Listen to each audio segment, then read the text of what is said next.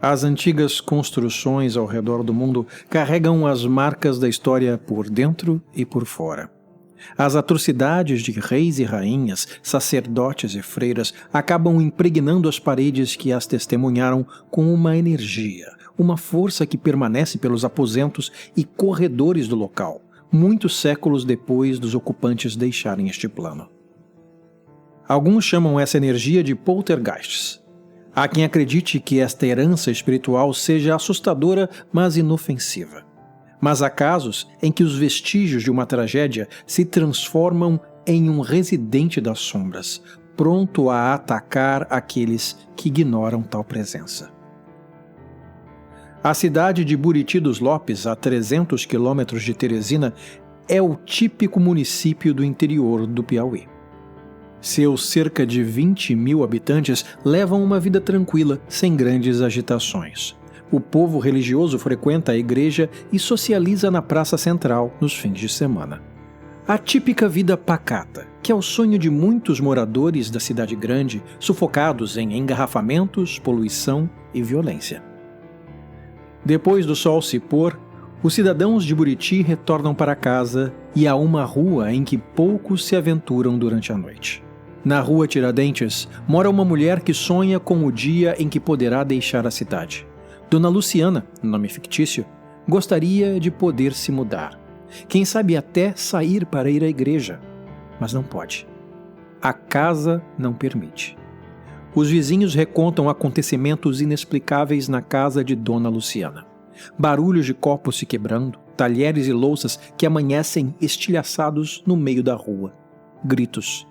Idosa, Dona Luciana não sai mais de casa nem recebe visitas. Suas compras e pagamento de contas são feitas por amigos e parentes, que se limitam a deixar os mantimentos na porta e sair de lá o quanto antes.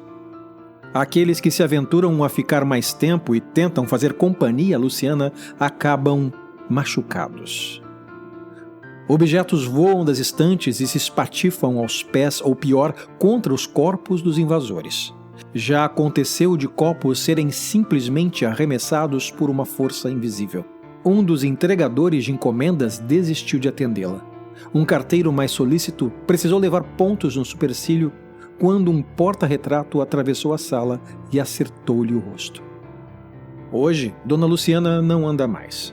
Dizem que um vizinho foi acordado pelos gritos vindos da casa na rua Tiradentes. Assustado, chamou a polícia. Os oficiais encontraram a mulher debaixo de uma montanha de móveis. Um armário, o sofá e até mesmo o fogão de 4 bocas estavam sobre ela, no meio da sala. Já naquela época, Luciana morava sozinha e jamais conseguiu explicar como aquilo aconteceu. Limitou-se a dizer que tinha acabado de fazer as malas e preparava-se para deixar a cidade para sempre. Dona Luciana não chegou a ser hospitalizada e recusou-se a aceitar ajuda para tratar os ferimentos do estranho acidente. Jamais voltou a caminhar. Uma rifa correu à cidade e lhe proporcionou uma cadeira de rodas. Hoje, passa a maior parte do dia olhando pela janela, vendo a vida passar pela rua Tiradentes. Entre os moradores da cidade, o boato é que, antes mesmo dos acontecimentos assombrosos, Dona Luciana nunca fora feliz naquele endereço. O marido, Agildo, construíra a casa com as próprias mãos quando ainda namoravam. O plano era casar com Luciana e ali constituir família. Alguns parentes confessam que Luciana nunca fez o tipo caseira. O casamento era apenas uma rota de fuga da casa da mãe, onde o padrasto abusivo lhe infernizava a existência. Agildo não era o amor de sua vida, mas alguém que podia resgatá-la. No começo, tudo parecia perfeito. A casa, ainda em finalização, parecia ter o potencial para abrigar um lar feliz. Mas Luciana tinha sede de mundo e Agildo não era capaz de saciá-la. Perdidamente apaixonado, o pedreiro fez tudo o que pôde para ver a esposa feliz, mas o desprezo de Luciana só aumentava e Agildo se ressentia. Um dia chegou em casa e encontrou as malas da mulher prontas e passagem de ônibus comprada.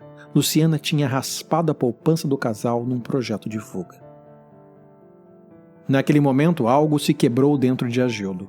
Num ataque de fúria, rasgou a passagem e espancou a mulher. Sangrando no chão, Luciana sentiu Agildo puxar-lhe os cabelos e sussurrar no ouvido que ela só sairia daquela casa sobre o cadáver do marido. Luciana aceitou o desafio. Nos dias que se passaram, a relação do casal reencontrou a paz, na medida em que os ferimentos de Luciana cicatrizavam. E no aniversário de casamento, Luciana serviu ao esposo seu bolo favorito com uma surpresa: veneno de rato suficiente para matar um cavalo.